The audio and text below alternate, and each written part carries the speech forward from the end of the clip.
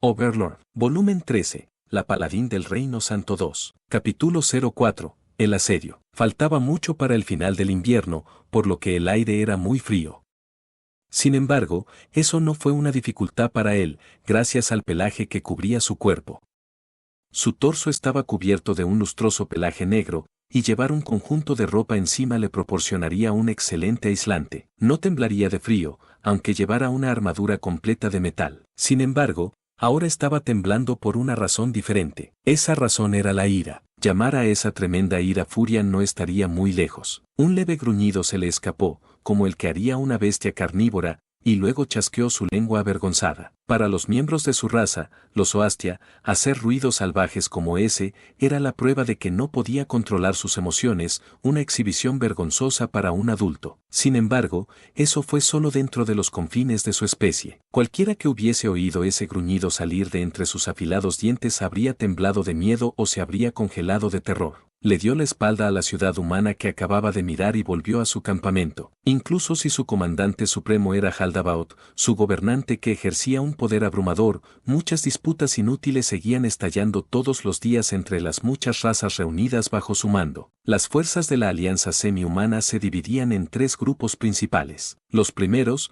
fueron los 40.000 soldados que se enfrentaron a los militares del Reino Santo del Sur. Los segundos fueron los 50.000 soldados responsables de la gestión y vigilancia de los campos de prisioneros del Reino Santo. Los terceros fueron los 10.000 soldados responsables de explorar el Reino Santo del Norte, recuperar varios recursos y otras tareas misceláneas. De los 50.000 soldados asignados a la gestión de los campos de prisioneros, 40.000 formaban parte del personal. Era natural que, con tal número de asistentes en sus campamentos, sería muy bullicioso. Sin embargo, nadie se atrevería a bloquear su camino, por lo que no se detuvo o redujo su velocidad.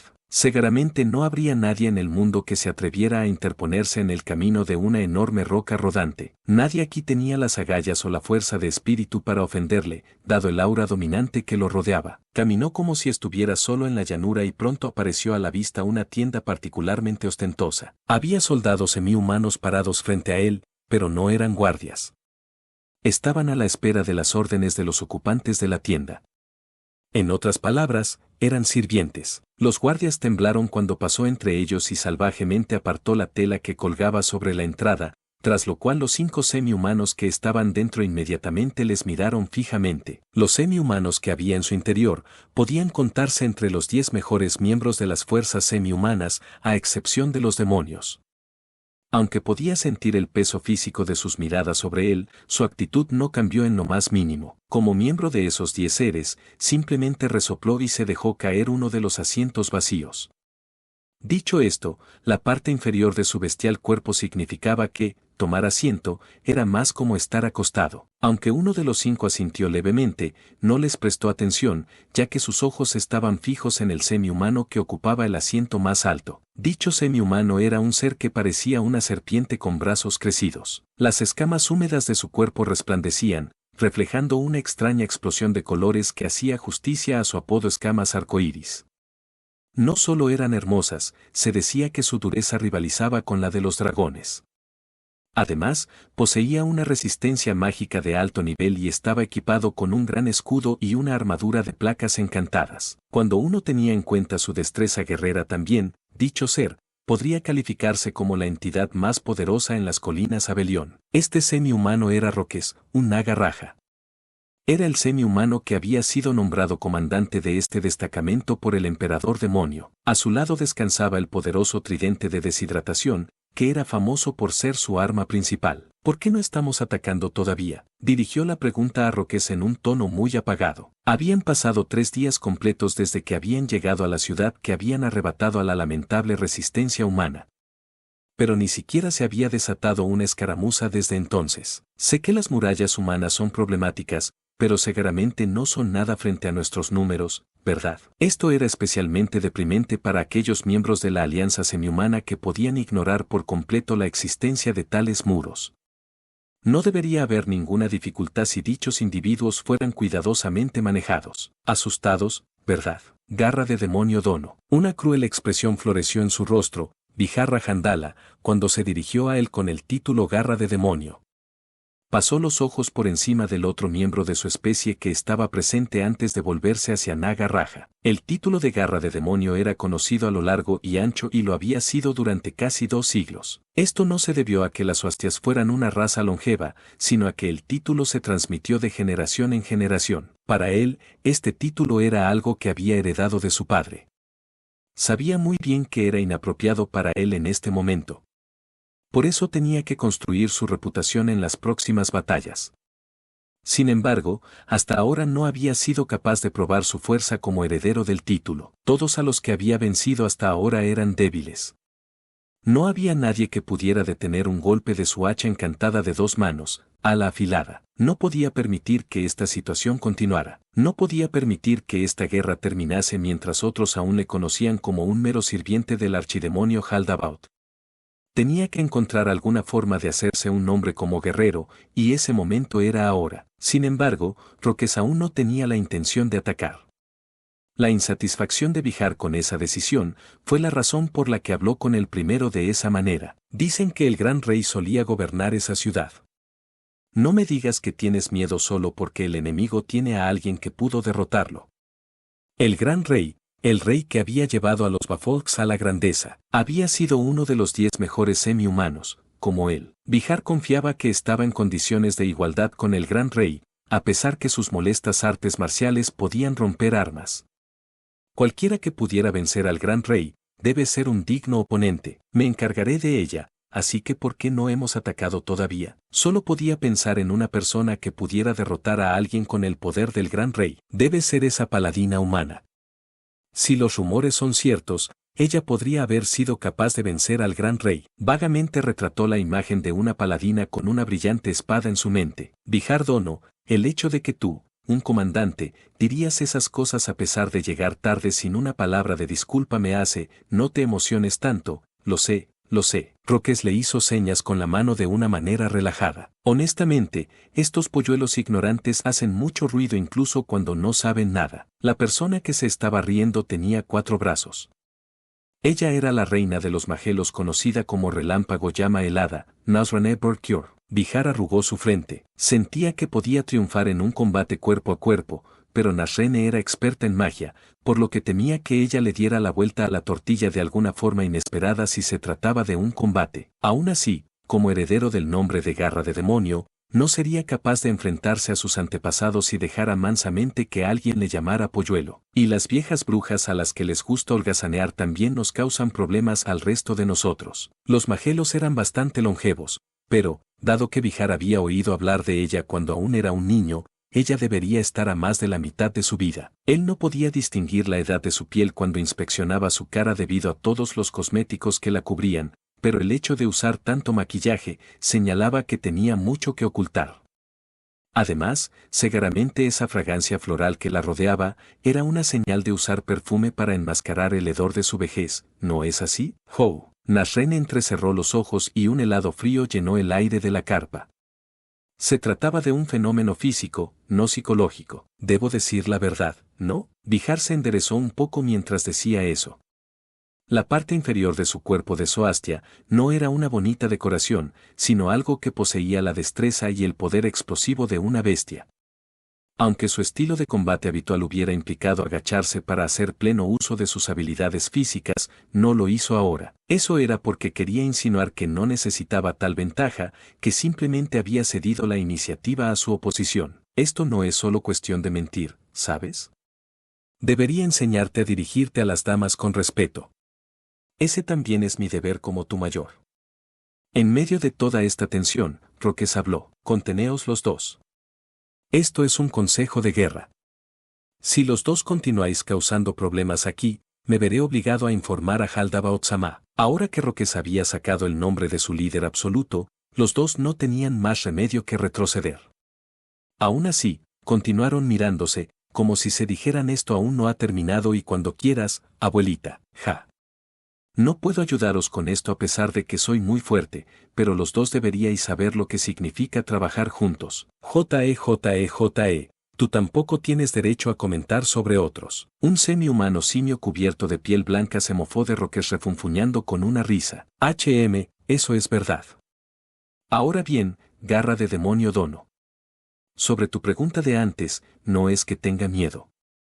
El gran rey era un individuo valiente, pero seguramente todos los presentes tienen el mismo poder que él, ¿verdad? ¿O me equivoco? Roques miró a Garra de Demonio y a Relámpago Llama Helada y luego a las otras tres caras. Uno de ellos era un semi-humano que estaba cubierto de largas pieles blancas y parecía un simio. Llevaba una armadura dorada encantada. Era el rey de los come-rocas, Alisa Ankara. Como un espécimen superior de su especie, él y otros como él podrían ganar varias habilidades especiales al comer minerales crudos. Por ejemplo, al comer diamantes, podían ganar temporalmente resistencia al daño físico, que solo podía evitarse mediante ataques con golpes contundentes. Normalmente, solo 3 de estas habilidades podrían estar activas a la vez, pero podrían tener mucho más que ese número. Esa era también la razón por la que se le llamaba mutante. Luego, estaba el general Ortrous que le había asentido con la cabeza. Llevaba un traje de armadura intrincadamente esculpida. Su casco igualmente ornamentado y su lanza yacían a su lado. Su nombre era Ectobaises Arragara. Su gesto a Bihar no fue por respeto a sus habilidades personales de Bihar, sino hacia la especie Zoastia en conjunto. Esa fue la razón por la que le disgustó, pero no podía simplemente retar a Ectobaises a un duelo para probar su fuerza. Ciertamente, Bihar sería el vencedor en un combate cara a cara. Sin embargo, Ectobaises no había ganado fama por su poderío individual, sino porque era un general renombrado que podía triunfar a pesar de tener una 10ª parte de las fuerzas de su oponente. La situación cambiaría si se tratara de un combate masivo, ya que no había nada más vergonzoso que cacarear sobre la propia fuerza personal y decir soy más fuerte que tú a sabiendas de ello. Por eso Bihar lo pasaba mal con ese Ortrou. La última persona era el compañero de su especie, que había permanecido en silencio todo este tiempo, Muar Praxua. También conocido como Acero Negro, era conocido como un guerrillero visto a menudo revoloteando de sombra en sombra. Era una rareza entre los Zoastia, que a menudo sacaban provecho de sus habilidades físicas y luchaban con fuerza bruta. El sigilo y la sorpresa fueron las señas de identidad de las temibles técnicas de asesinato que utilizó para deshacerse clandestinamente de la oposición. Su apodo provenía de su inquebrantable voluntad y su determinación de eliminar la presa que había marcado. Aunque no creía que perdería ante ellos, cada persona sentada aquí sería un oponente problemático para él en un combate directo. Entonces, volvamos al tema de por qué no los estamos atacando. Eso sería porque recibí órdenes de Haldabaoth-sama en la ciudad de Rimun. ¿En serio? ¿Es así como fue? La pregunta de Bihar se debió al hecho de que Roques era la única persona en este ejército de 40.000 que había tenido contacto directo con Haldabaoth. Cuando los demás habían sido convocados a esta ciudad, Kalinsa, sus hombres ya estaban en orden de combate y esperando ser desplegados. Haldabaoth se teletransportaba constantemente entre varias ciudades, por lo que había pocas oportunidades de recibir instrucciones de él en persona. Haldabaoth-sama dijo que les diéramos a los humanos que ocupan la ciudad un tiempo de varios días. ¿Darles tiempo? ¿Para qué? Dijo que era para asustarlos. Hay menos de 10.000 personas en esa ciudad.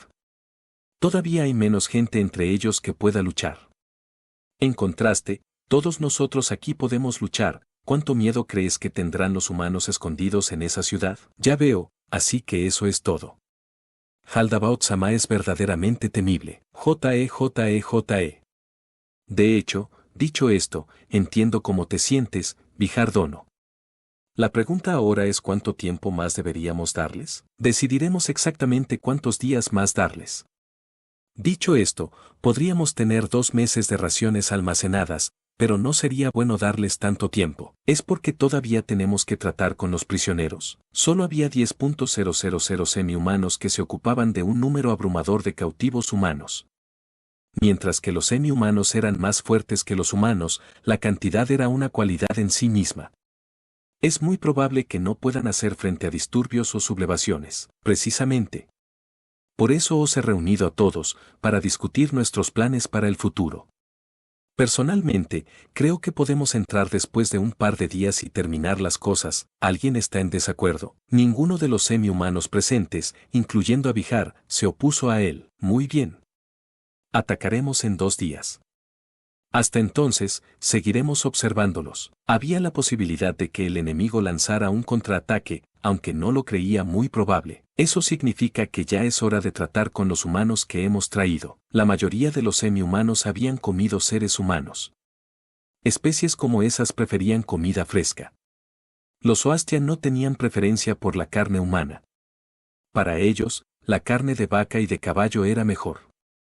Sin embargo, la mayoría de ellos preferiría carne humana fresca a carne seca. En contraste, Relámpago Llama Helada tenía una mirada de repulsión en su rostro.